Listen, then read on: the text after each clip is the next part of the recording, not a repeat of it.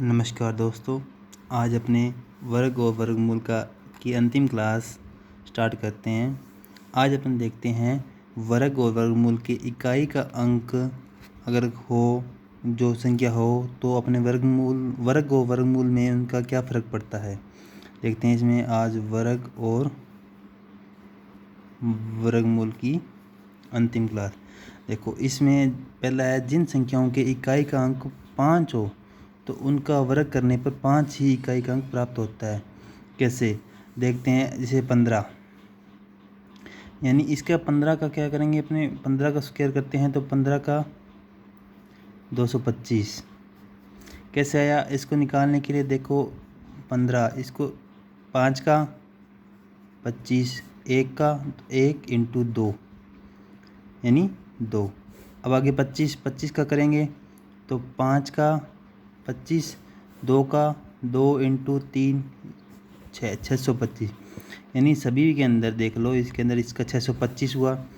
हमेशा अगर इसका इकाई का अंक 5 है तो इसका वर्ग करेंगे तो इसका इकाई का अंक 5 होगा। अगर इसका वर्गमूल का 5 है तो इसका वर्गमूल निकालेंगे तो 5 होगा। इस साल 35 का देखते हैं। 35 का 5 का करेंगे पहले 25, 3 का 3 इंटू 4 इक्वल टू 12। 55 का देखते हैं, पहले 5 का 25, इधर इस 5 का 5 इंटू 6। हमेशा आगे वाली संख्या को लेना है, 5 इंटू 6 यानी 30। अब ये देखते हैं, अब ये 3 अंकों की संख्या, इसमें पहले लेते हैं 5 का 25। अब ये 13 का क्या हुआ, 13 इंटू 14। 13 इंटू 14 करेंगे तो इसका होगा 182। तो 182 यहाँ लिख देंगे। इस हिसाब से अपने इनका निकाल सकते हैं। अब आगे देखते हैं, जिन संख्याओं का इकाई का अंक 1 या 9 हो तो उसकी वर्ग संख्या का इकाई अंक हमेशा 1 होता है। किसी भी संख्या 1 या 9, इन दोनों संख्याओं का हमेशा वर्ग करने पर इकाई का अंक 1 ही प्राप्त होता है। देखते हैं, 9 का 81, 11 का 121, ये तो निकल रखा है। 19 का क्या होता है, 9 का 81 होता है ना, 1 आएगा यानी 361। 21 का 441। देखो यहाँ 9 का किया 1 का किया 1, 9 का किया 1 का किया 1। इस हिसाब से अपने कर। जिन संख्याओं का इकाई का अंक 4 व 6 हो तो उसका वर्ग संख्या में इकाई का अंक 6 होगा। यानी इसमें क्या है, किसी भी संख्या का इकाई का अंक 4 और 6 हो तो उसका हमेशा वर्ग करने पर 6 ही प्राप्त होता है इकाई का अंक। 6 का होता है जैसे 36, 4 का 16, 16 का 256, 14 का 14 कितना होता है, 16, 276 होता है। यह 196 होता है, नहीं 276 196। अब देखते हैं आगे, जिन संख्याओं का इकाई का अंक 2 या 8 हो तो उसके वर्ग में इकाई के स्थान पर 4 अंक होता होगा। क्या मतलब, जिसके इकाई का अंक 2 या 8 हो तो उसके वर्ग में इकाई के स्थान पर 4 अंक प्राप्त होता है। 2 का हो गया 4, 12 का 144, 8 का 64, 18 का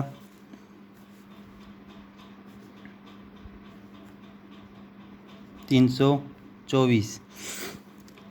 इकाई का अंक 2 है 4, 2 है 4, 8 है 4, 8 है 4।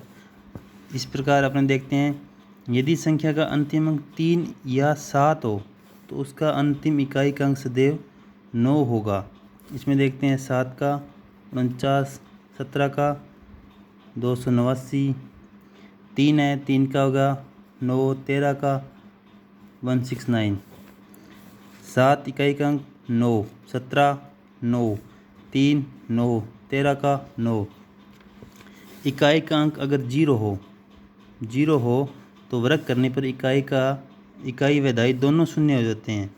यानी ये 10 है तो इसका हो गया 100 है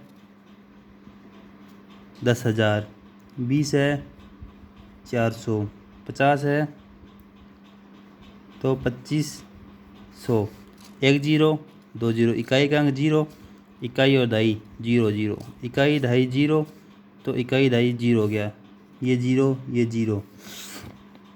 अब देखते हैं इनको सारों को एक सारणी के रूप में देखते हैं। ये सिंपल सा तरीका है, इसमें सारे कुछ ना याद करें तो ये अपने एक सारणी याद कर लो जिसमें हो जाता है सारा एक का एक, यानी एक का इकाई का अंक एक होगा तो ऑप्शन में एक देख लो, जिस ऑप्शन में एक है वो उत्तर से होगा। दो है, दो का चार, तीन का नौ, चार का छः, पाँच का पाँच, छः का छः, सात का नौ, आठ का चार और नौ का एक। तो यानी इसका ग्रुप बन सकते हैं एक और नौ के आगे होगा एक, दो और आठ का होगा चार, तीन और सात का होगा नौ, चार और छः का होगा छः और पाँच का होगा पाँच और जीरो का होगा डबल जीरो। ये अपने याद रख सकते हैं। अब ये अपने कल क्वेश्चन कर चुके हैं। दो क्रमागत संख्याओं के वर्ग करने पर उनके बीच की संख्या 2n होती है। ये एक सूत्र के रूप में लिखा हुआ है, यानी दो संख्याएं हैं, मान लो n और n+1। अपने कल किया था छोटे वाली छोटी संख्या गुणा दो, किया था n गुणा दो, ये कल कर चुके हैं। अब इस वर्ग और वर्गमूल का फॉर्मूला इस पाइथागोरस प्रमेय के अंदर भी इसका उपयोग होता है। कैसे देखते हैं, यदि दो संख्याओं का वर्ग करके जोड़ने पर, यानी दो संख्याओं को वर्ग करके जोड़ने पर 3 और 4 इसको वर्ग करके जोड़ने पर तीसरी संख्या के बराबर आए तो यह पाइथागोरस त्रिक कहलाती है, यानी 5। यानी 3 का स्क्वायर 9 + 16 = 25 बराबर आ रहा है, मतलब ये तो हो गया 6 और 8 36, 64 = 100 बराबर 10 का स्क्वायर 25, 144, 13 का स्क्वायर।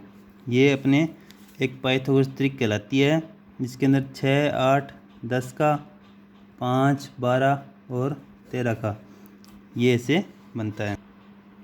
अब देखते हैं वर्गमूल निकालते हैं। अब वर्ग तो अपने निकाल लिए, अब देखते हैं वर्गमूल। वर्गमूल क्या है, प्रत्येक संख्या का वर्गमूल पॉजिटिव और नेगेटिव दोनों होता है। मतलब कोई भी संख्या उसका वर्गमूल निकालते हैं तो उसका पॉजिटिव और नेगेटिव दोनों होते हैं। जैसे 4 का वर्गमूल किया 2 और -2 दोनों होंगे। 121 का वर्गमूल 11 वही -11। लेकिन अपने उपयोग में केवल पॉजिटिव लेते हैं हमेशा, लेकिन होते हैं दोनों हैं। 121 का वर्गमूल के हिसाब से 144 का करते हैं तो 12 और -12। अब कुछ सूत्र हैं उनको डायरेक्ट अपने याद भी रख सकते हैं, कोई ज़रूरी नहीं है, अपने सीधा याद भी रह जाता है अपने। जैसे x और y का वर्गमूल निकालते हैं तो उसको इस हिसाब से लिख सकते हैं। उदाहरण के रूप में देखें तो 5 × 6 तो 5 × 6 इस हिसाब से लिख सकते हैं। इसको देखो 9/3 तो इसको 9/3 इस हिसाब से लिख सकते हैं अपने। ये देखो इसके अंदर इसको उदाहरण लेते हैं, इसका होता है 4, 9 और 16 तो इसको 4 × 9 × 16 ऐसे भी लिखा जा सकता है इसको। अब देखो ये है √a ये है वर्गमूल का निशान। तो √a यानी a, देखो ये होता है a × a होता है a²।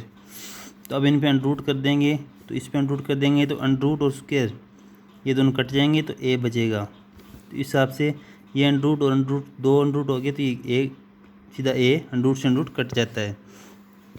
लेकिन ये देखो x + y और √x + y, ये क्या ये सही है? नहीं, अपने कभी भी 36 + 64 और 36 प्लस 64 करके देखो, ये हो गया 100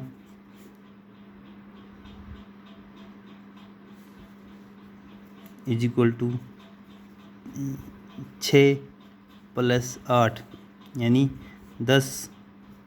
क्या हो सकता है बराबर? नहीं, ये कभी नहीं होगा, ऐसे ये नहीं होगा। आप ट्राई करके देख लेना। ये अपना वर्ग और वर्गमूल का टॉपिक समाप्त होता है। अब इसके अभ्यास और क्वेश्चन करने हैं, वो अपने अगली क्लास में स्टार्ट करेंगे। धन्यवाद।